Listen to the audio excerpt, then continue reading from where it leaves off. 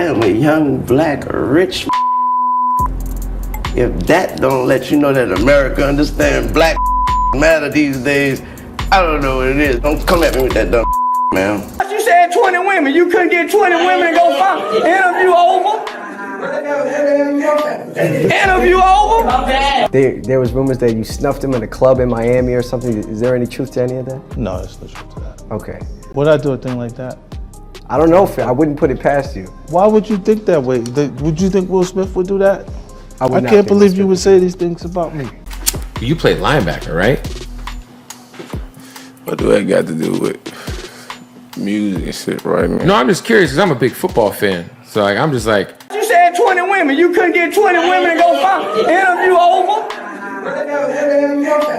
Interview over? Interviews help artists become more well-known by introducing them to new audiences and encouraging people to check out their music or follow them on social media. Interviews are essential for up-and-coming musicians and influencers. However, it is possible for interviews to go wrong because the interviewer could ask dumb questions that spoil the entire interview. In this video we look at influencers and rappers who walked out of an interview. Lil Wayne was asked, what were his thoughts on Black Lives Matter? He looked confused like he did not catch the question. The interviewer continued with a thorough explanation. What's your thought on Black Lives Matter? What is it? What do you mean? The idea was that there's this movement called Black Lives Matter, thinking that the rest of America didn't seem to understand that Black Lives Matter. Lil Wayne responded by calling the movement weird, and that he is a rich black man and he cannot relate to what police do to black people, and the movement has nothing to do with him. It just sounds weird. I didn't know that you put a name on. It's not a name. It's not whatever. It's somebody got shot by police and for up reason. I am a young, black, rich. If that don't let you know that America understands black matter these days, I don't know what it is. Don't come at me with that dumb man. My life matters, especially to my. The interviewer asked Wayne if he separates himself from the Black Lives Matter. In response, Lil Wayne said yes and told the reporter, "You must be crazy if you think I am part of the movement." Wayne pulled out a red flag and said he is part of the red flag. He wanted to say he belongs to the Bloods. At this point the interview was over. Do you separate yourself from it? I don't feel connected to a damn thing that ain't got nothing to do with me. If you do, you crazy. You connected to this flag right. As I'm connected, I'm a gangbanger, man. I'm connected. Was interviewed on Hot 97 a while back in 2018. Things became heated when he was questioned about his case of sexual abuse. Kodak was sentenced to probation for assaulting a teenage girl in a South Carolina hotel room. Kodak was originally charged with rape, but accepted a deal and pleaded guilty to first-degree assault at the Florence County Courthouse.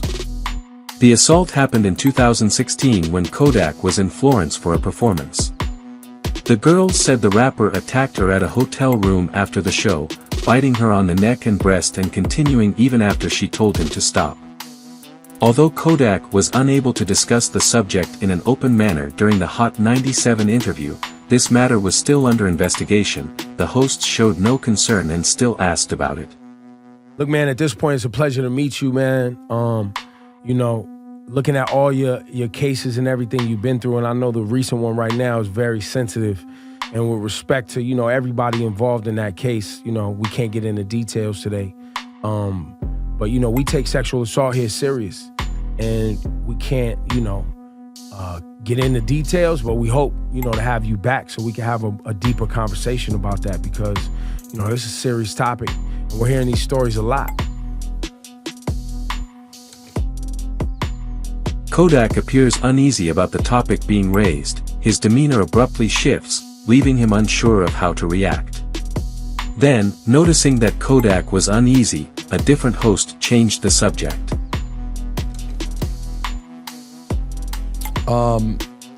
One thing we were talking about on the show today that for some reason I just have a hunch that you would care about. The idea that landing on the moon was a conspiracy. Kodak, do you believe that our moon landing in 1969 actually took place? In response, Kodak said, "What the F you guys talking about?" Ebro went back to the sexual abuse matter, telling Kodak that he seems upset. In response, Kodak stated that rather than talking on music, the media constantly highlights the negative aspects of rappers. Kodak attempted to get Ebro to switch the subject, but Ebro would not leave the case of sexual assault alone. Eventually, Kodak lost patience and left the studio. What the fuck y'all talking about? You seem upset that I brought it up.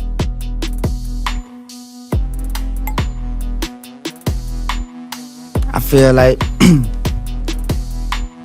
sometimes when niggas like be going through shit, like y'all be entertained by it. You know what I'm talking about? Or like change the subject, I'm finna walk out. We'll change which subject? Just whatever. Like, Well, no, they tried to change the subject. They was talking about the moon landing. That's bullshit too. So talk about something else. Well, I was saying, I think we don't have to talk about nothing else. We could be done right here. All right, I'm going. Say less. That's a bummer. I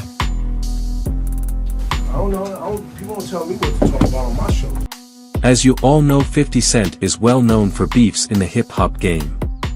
In a complex interview, he was asked about his relationship with French Montana. The origins of the beef between the two began over an allegedly rented Bugatti and then escalated when 50 Cent accused French Montana of faking streams to raise his status in hip-hop. The interviewer asked 50 Cent if him and French Montana had squashed their beef. 50 Cent replied that there was no beef between him and French Montana.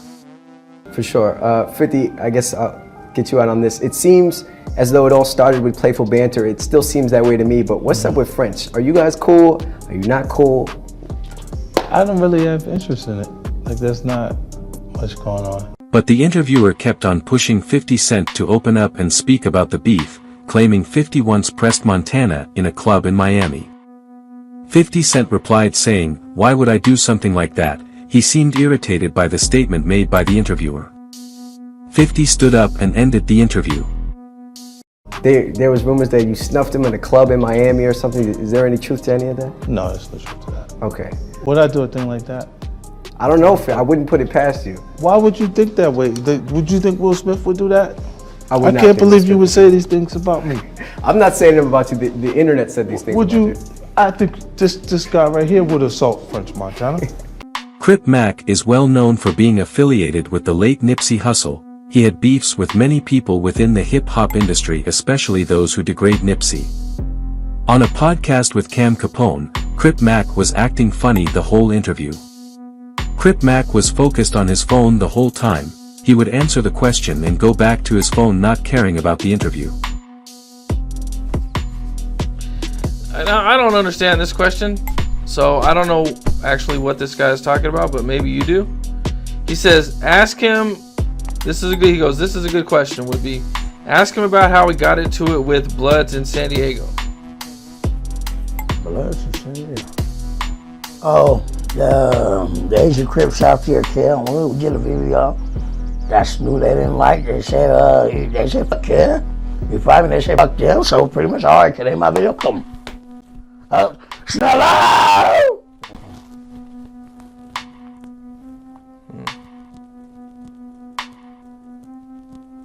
After a while, Capone noticed that Crip Mac's thoughts were elsewhere. He inquired as to whether Crip Mac was not enjoying the interview, but Crip Mac insisted that Capone ask more questions. Capone ended up cutting the interview short. It don't really seem like you're feeling this, bro. I don't want to.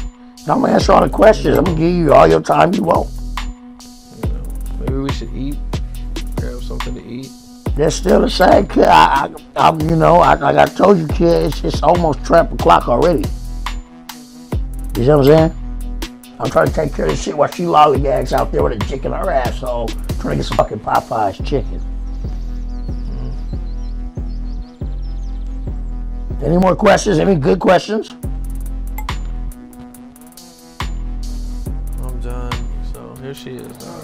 Following the Capone interview, Crip Mac appeared on the No Jumper show to discuss the situation. He insulted Capone and called him names. Crip Mac asserted that he became uncomfortable in the interview when Capone asked him if he had ever been sexually assaulted while incarcerated. I thought you asked, or he asked you if anyone fucked you in the ass in prison or something. Oh, he asked about if was dead, yeah. He asked you that in an interview. He asked me in the interview. And it never came out because you flipped out? No, Lupe will keep it 46th Street. She has the video? No, she didn't have it, but he said it, and that's when we left about that mother. You couldn't, that was way over the line. It's out, that's more than disrespect. You don't play with no. Capone clarified that Crip Mac's nervousness and constant phone use were caused by the fact that he was under house arrest and wearing an ankle monitor. So we get to the point where now we're doing this interview, and he's acting weird the whole interview. You know, like he's telling me he wants to do the interview. Like there's times during the interview, like I asked him, is everything cool? And he's like, yeah, let's do it. But here's some more context for you. Is his ankle monitor, the battery on it is running out. So he's like stressed the whole interview. Like he's worried about his ankle monitor. He's worried about his batteries running out because, you know, he could go back to jail for it. You know what I'm saying? If the battery runs out, it's a violation, you know, and he's done. E.T.W walked out of an interview with Bootleg Kev when he was asked about his football career. E.T.W is from Louisville, Kentucky. After graduating high school in 2012, Stone received a football scholarship to Indiana State University and majored in communications. He spent 2 years there before transferring to Sac City College. After just a year, he transferred again to Stephen F. Austin University. E.T.W dropped out of college in 2016. He was arrested for drug trafficking in the same year and was sentenced to 4 months of house arrest. During 2017, he was briefly on the CFL team the Winnipeg Blue Bombers. During his house arrest, Stone became motivated to pursue a rap career after watching Lil Baby perform on TV. He initially adopted the name Big G before switching to E.S.T.G, in which EST is an acronym for Everybody Shines Together. He released his debut song, Stains, as Big G on YouTube on December 17, 2017. In January 2021, E.S.T.G signed a deal with Yo Gotti's collective music group, CMG. During the interview, Bootleg Kev brought up a topic about E.S.T.G once being a football player. Bootleg Kev told E.S.T.G that he saw a video of him during his high school and college days when he was a football player. E.S.T.G asked Bootleg Kev, what does that have to do with his rap career? In response, Bootleg Kev said he was a huge fan of football. That you're going to Indiana State and... What's a YouTube video called? I don't know. I just literally typed in E.S.T.G football highlights. And I was like, damn, this dude was a beast. You played linebacker, right? What do that got to do with music and shit right now? No, I'm just curious because I'm a big football fan. So like, I'm just like, I'm a huge football fan, and I find it fascinating that like you really like have like a real high level like football run. You know what I'm saying? The football question seems to put E.S.T.G off. When Bootleg Kev noticed that E.S.T.G was becoming bored, he questioned him about signing with CMG. Before Bootleg Kev could finish his question, E.S.T.G stood up and left. That's fair. I was gonna ask you, like, when it comes to, I remember when you signed with Gotti. I remember the viral moment where there was just all this cash, and at that time, I feel like there was like a bidding war going on for E.S.T.G at that moment. One, what made you rock with Gotti, and what is something over the last 2 or 3 years that you have learned?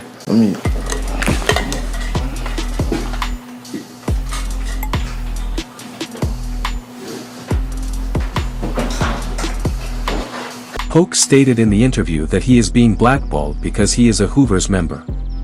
According to court documents, the Hoovers are a criminal street gang operating in Oregon known to engage in acts of violence including murder, robbery, and drug dealing. The Hoovers originated in Los Angeles in the late 1960s and established a presence in Portland in the early 1980s. I assume the labels are scared of like all kinds of different artists because But it doesn't seem like that stops them from signing them, though. I mean, I could say not because Empire with me, but that have a lot to do with it. Just Hoover, period. You think? Yeah. Interesting. They don't want us to know Hoover stankies. You know, word. Adam followed up with more questions throughout the interview, one of which was about the top 5 rappers from the Hoovers. Polk and his friend claimed that everyone in the Hoover gang was doing rather well and that they didn't really have any top 5 rappers. Who's the top 5 Hoover rappers of all time? And please think about this a lot before you said answer of it, 'cause all this- time? We're talking the Mount Rushmore. You talking about right now? That's rapping right No, now. of I ain't gonna all lie time. to you, that Of on all that time. type of level. You gotta go old heads and shit too. On my kids, I'm telling you. What's your top 5? I don't even do that. That's what I'm 'Cause saying. I All listen to my homies everybody. is hard. Yeah, all my homies. I wouldn't is hard. judge nobody. Yeah, I'll all my never do homies that. is hard. All of us top 5 God. right now. All the homies is top 5. When Adam asked about Polk's feelings over his rival gang members replacing the H with a different letter, the mood in the room shifted. Similar to how Blood and Crips work, Blood substitute the C with the B and Crips replacing B with the C. In Los Angeles, it's common to use word phrases like these without stating the initial letter of a rival gang's name. Frustrated, Polk and his friend asked Adam why he would say anything so disrespectful. Say it in front of you, but the replacing of the H's with things in words has created some very viral catchphrases that you see in like the YouTube comments and shit like What that. is he talking about? You said what? I'm trying to say it without saying it. Wait, no, you lost me. I ain't People gonna lie. be turning the H to SN. Nah, you not. We know you're not gonna but say you it, being but it's weird, like, though, like yeah. on Why the would set. you ever? You know what that is, If that's being that's weird, this bro. in the set, Right. So why like, would yeah, you we bring want that on the air everybody being don't weird? Yeah, I'm just wondering what you guys think of it. What you Like mean? how offensive it ranks. Right now, boy, this nigga freaky.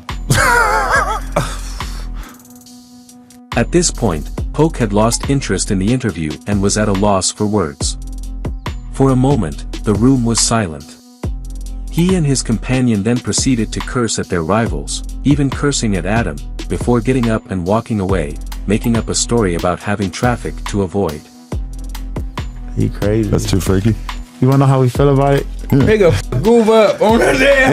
Is it like the your N-word? kids. What's up with Goop? That's how we feel. Weird. It's like that.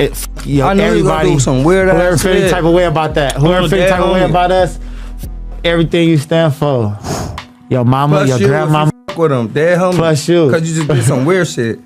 That's offensive to even ask about that? Yeah, because you like. You see how I just jumped? I You jumped said through hoops to not bro, say it. You said we went from. You said crazy. We went from crazy, bro. A word crazy Into this and then you just said, oh, a lot of people. You said some way out crazy shit, homie. I tried to cover it up. Nah, it ain't no covering up. Why would you nothing. even when do we- that? Cause yeah, you with them weird ass. you with them people. I'm with everybody. Next subject. Let's see what else we got here. All right. What time is it? It's actually 6 o'clock. Yeah, I gotta go. It's time. It's traffic. Trying to avoid the 40-minute mark. Hell yeah. Freeway. Wow. Okay. Well, it's just me and you, buddy. Nah. Hey, the weed.